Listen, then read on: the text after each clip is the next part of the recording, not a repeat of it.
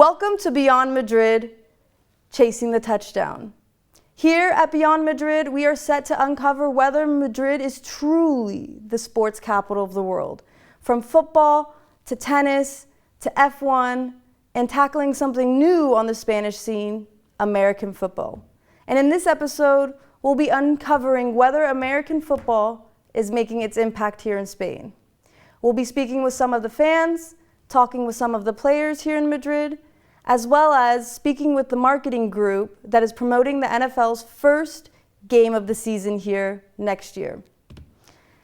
With us today is Marcos Salinas. He started his American football career in the US at the age of 8, but then found himself in Madrid and wanting to pursue football again and joined the Las Rozas Black Demons. So let's hear from him.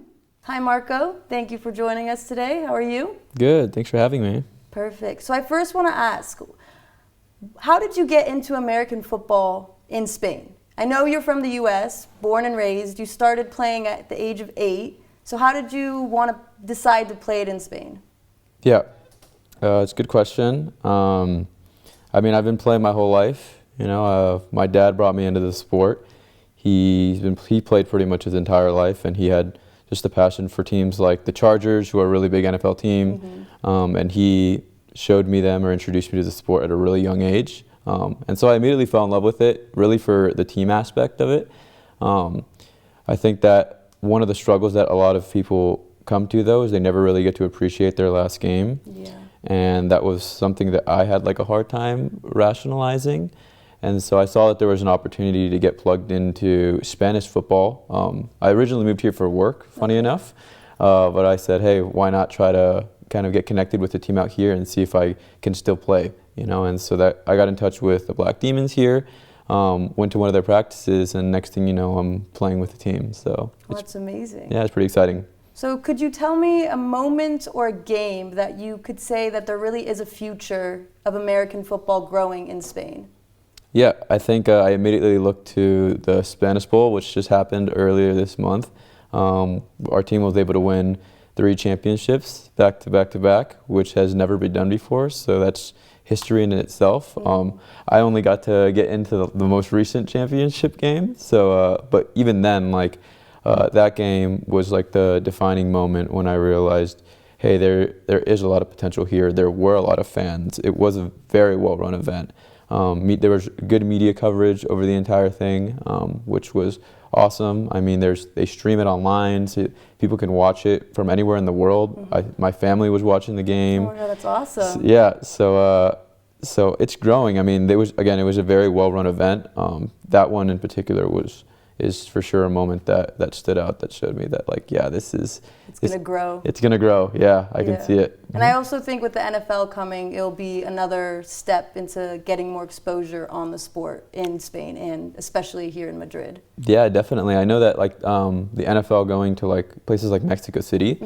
I mentioned I'm a Chargers fan, and they went to Mexico City a few years back, and now I think Mexico is becoming more of a American football kind of hub, And one of my good teammates, actually, Beto, he's our left tackle, and he's an import from Mexico, and he's an incredible player. And just to see the talent level that's coming out of there and other parts of the world.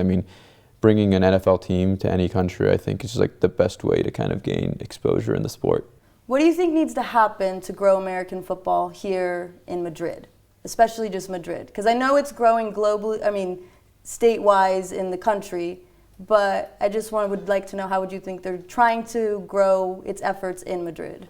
Yeah, I think that they're improving their media coverage over it. Black Demons in particular, we have, we're really I think we're investing more into our community, and so since there's so many different teams, throughout Spain, you'd mentioned how it's kind of more of a whole country thing, but I guess specifically in Madrid, Black Demons is trying to connect with its community, and they've established teams like the Bravos, which are the highest level of American football here. I think that the more that you invest into the fans it's you have some of the best fans in the world. Exactly. In Spain, in Madrid specifically, with Real Madrid. And sports is fan driven.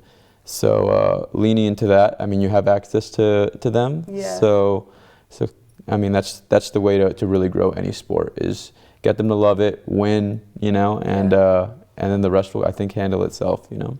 In terms of popularity and talent level, how would you say the talent is developing? Do you guys have more international players? Are they more home route from Spain or Madrid? How would you say the talent level is growing?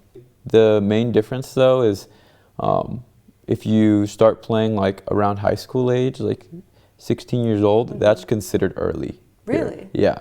And versus like in the U.S. where you're starting at 8 years old. Yeah, you're starting as, I mean, right when you can walk, really. You know, you have a football, or at least my family taught me that way. You get football with your friends, you go around, you play in the mud, you know, and I mean, it's similar to like how soccer is here. You know, kids are playing from the second they're born.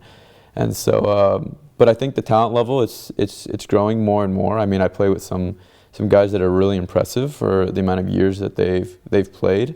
And so it's exciting to see kind of like the potential of that and the resources that they have. But yeah.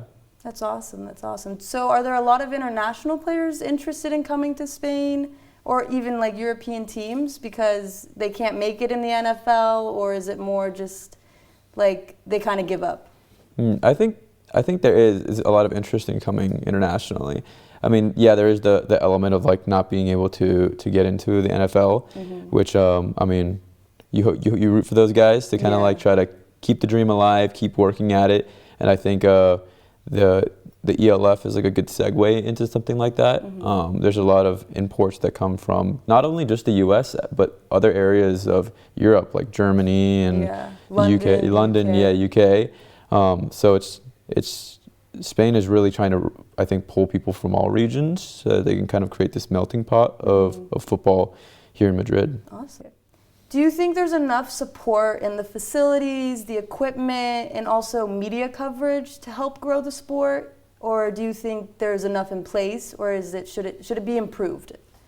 I mean, anything can be improved. Again, I come from the U.S., so football is like king there, and so and funny enough, I've also worked at a high school. So speaking with the kids, there was a funny moment when there was an activity where like I showed them the high school that I went to, and I told them I played American football, and they just saw the resources we had at just the high school level. Like we had a stadium, we had Olympic swimming pool, we had 3 baseball fields, a soccer field. Like the facilities, even at the high school level, is just like state of the art. State of the art, you know, or at least at the school I went to. Well, the school I went to, we have they pride themselves on having the best gym for their athletes. So and high schools don't have that here. I mean, unfortunately, it's at least the ones that I've seen, they don't have. So it's harder to start developing talent at a very young age. At the highest level, I mean, for our team, we do have access to a facility with gym equipment and things like that, but not at the level, at least, of like NFL teams, you know, and or even college teams. Like teams like Alabama, LSU, like all these D1 SEC programs, they have like the best facilities and trainers, and honestly, that attributes to a lot of success in those organizations. Just having access to that, that's when you get the best out of your players, and that's what you want, you know, especially if you're trying to grow a sport. I agree. And so how would you say the media coverage is for your team in American football here? Like, is it every game, is it streamed, or is it just kind of the big games streamed? How is the media kind of presenting your guys' team for fans to follow?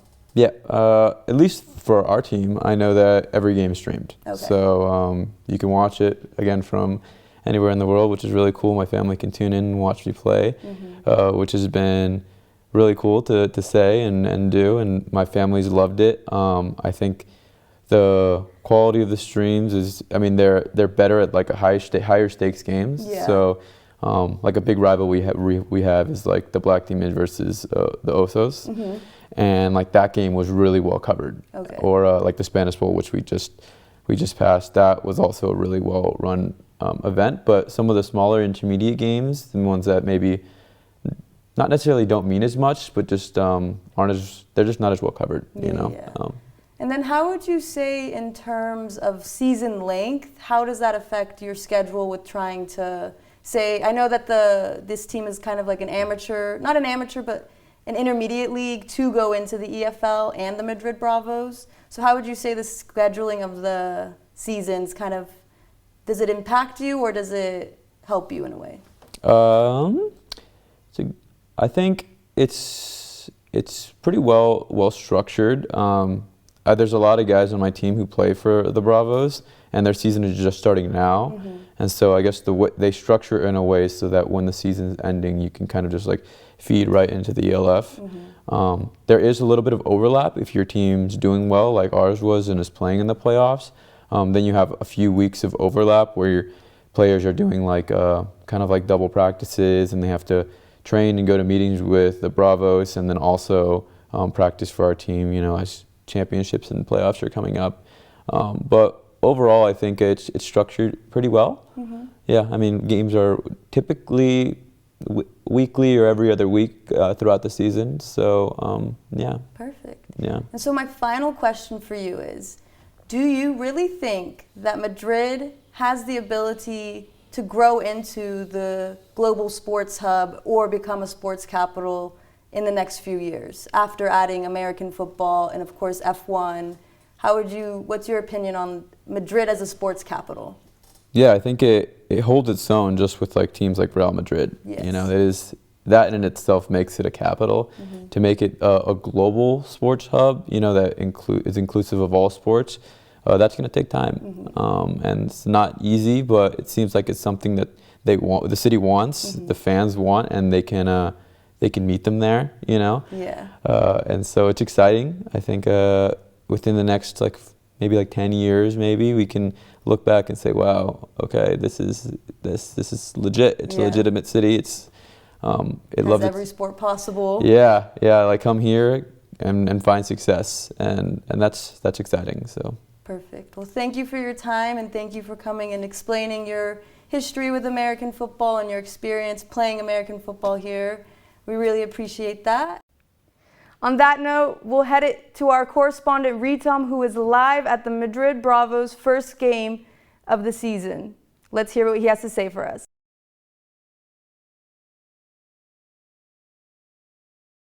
Thank you, Elena. Hi everyone, I'm Ritam and I'm here at the Villahermosa Stadium, the home of the Madrid Bravos in the inaugural game of this season. But first, who are the Madrid Bravos? So the Madrid Bravos are an American football team based here in the city of Madrid. They are one of the two teams playing in the European Football League. Of course, today is the first game of the season. The other team, Barcelona Dragons, were the first team they faced, and in the debut, they defeated them 42-12. But the Bravos are quite a popular team here in Spain. They have 20,000 Instagram followers. So let's ask the fans what they think of the Madrid Bravos.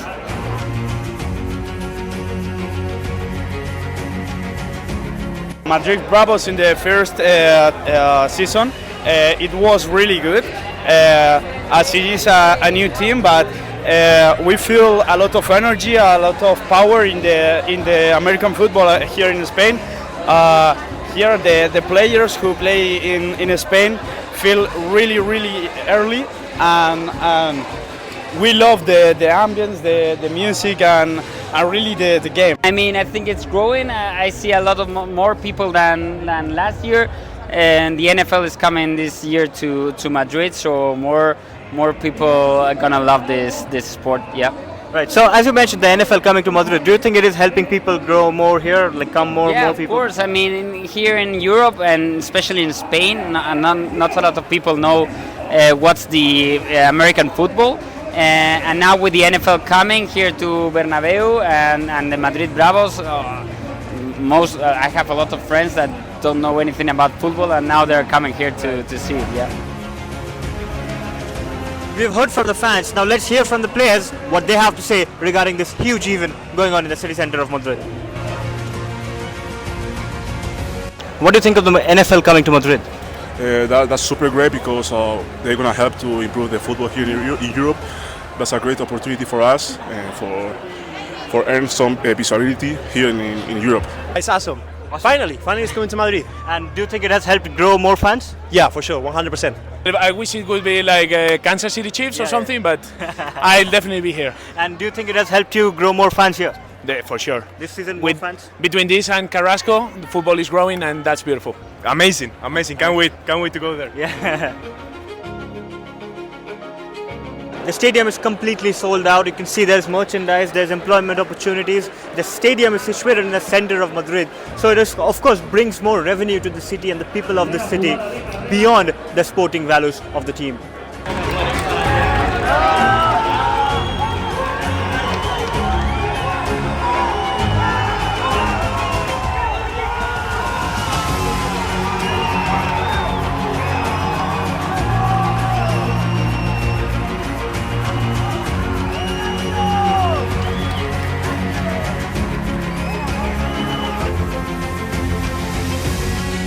The Madrid Bravos keep on growing and bringing in a fresh culture in the city of Madrid at the heart of Spain. On that note, I am Ritam here at the home of the Madrid Bravos. Goodbye, back to you, Elena. Thank you so much, Ritam. That looks like a fun time. We also saw you to partake in some of the festive activities there, throwing some footballs. It's quite funny to see you try to make it against all those little kids, but it was a good shot, and I know you're learning just this sport, but... Joining us now digitally is Pierre. He is the co-founder of Group 1 Agency, and Group 1 Agency has partnered with the NFL to help promote the game this next season. So let's hear from him and their big plans on getting the NFL the big exposure they need here in Madrid.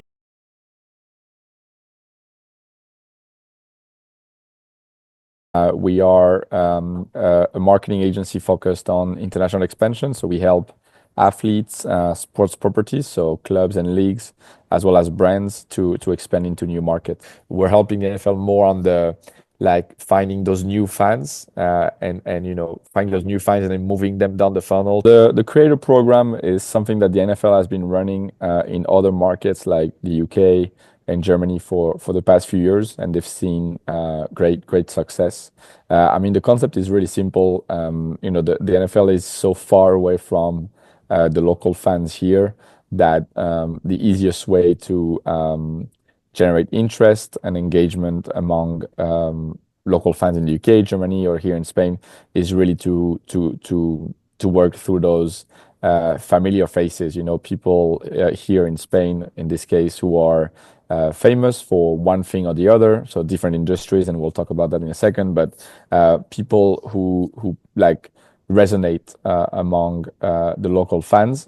So they've been running those programs for the past few years in London and in Germany, and the concept is simply to source profiles from different industries, whether that's music, fashion, lifestyle, pure content creation, so what we would call a normal influencer, quote unquote, and really bring them into the NFL slowly. It's not from one day to another, trying to create fandom through them and try to get their audience engaged. So we give them an experience traveling to the US, experiencing an NFL game firsthand, visiting the facilities, meeting the players, giving them really, money can't buy experiences so that they get hooked with the game, with the league, hopefully with one of the teams, so it can be as organic as possible, and their fans and their followers can follow the same journey together with them. So what we try to do is to really, instead of working with one profile here and another profile 3 months later, we try to select a group of content creators that we work with in the long run. So for example, the 4 profiles that we've selected from Spain, we started working with them in November 2024, and we will be working with them at least until the end of the upcoming season. So it's a year and a half, almost 2 years relationship with this profile, so that they can really go throughout this journey as new fans of the NFL. The two main things right now is the creator program. Then we are also the agency of the Miami Dolphins for anything they do in Spain. So the latest activation was actually their third round draft pick was made live from Madrid. So we managed that for them. And we are now building a plan for their game week activations and things that are going to happen between now and November to make sure that they stay relevant during those months. So I would say, between the NFL Creators Program, the Miami Dolphins, kind of like marketing, PR, and events, plus hopefully this new Bears activation as well. Those will be our three main focuses. So I think one of the big things with the NFL compared to maybe some of the other sporting events that the city is hosting is that you're from the US. I think a lot of American fans are traveling for NFL games, and I've seen it when I've attended games in London or in Germany. I was at the last Munich game. Like the city really, you can feel like a takeover. You can feel hundreds and hundreds, if not thousands, of American fans traveling to see their team play abroad. And I think that's something that's very appealing for a city like Madrid or pretty much any city hosting an NFL game, because on top of the recognition and the brand alignment, you also have actual conversions in terms of number of hotel rooms, number of flights, number of restaurant bookings, and I think you can really measure the economic impact. I also think that each market is very different, and especially from I think UK and Germany, you probably have more similarities, but Spain is very different. The culture is different. Obviously, language is different, but in Germany, you have a lot of people that speak English. Here, not that many. So, I think you have to approach it in a completely different way, which is what they're doing now, and I think they are doing it well by working with those local content creators, by hopefully organizing more and more events.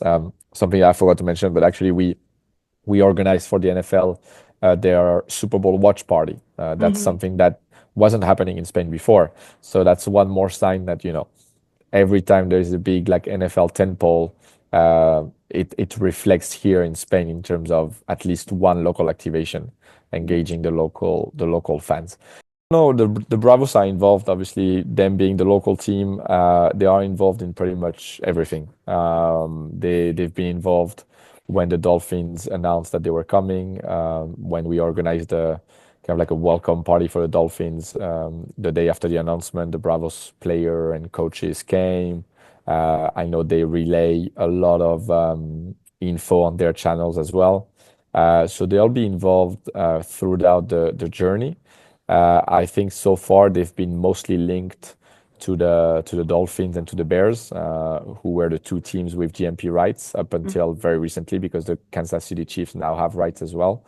So, I think for any team or the league itself, it's a no-brainer to do stuff with the local team. But it's not that easy, right? Like the Bernabeu is in the city center. You don't really have a setup where you can do the typical American tailgate with everyone parking their cars and building up their tents. So we're thinking of a few different ways. Obviously, in other European cities, you have the same issues in London, in Munich, and now Berlin this year.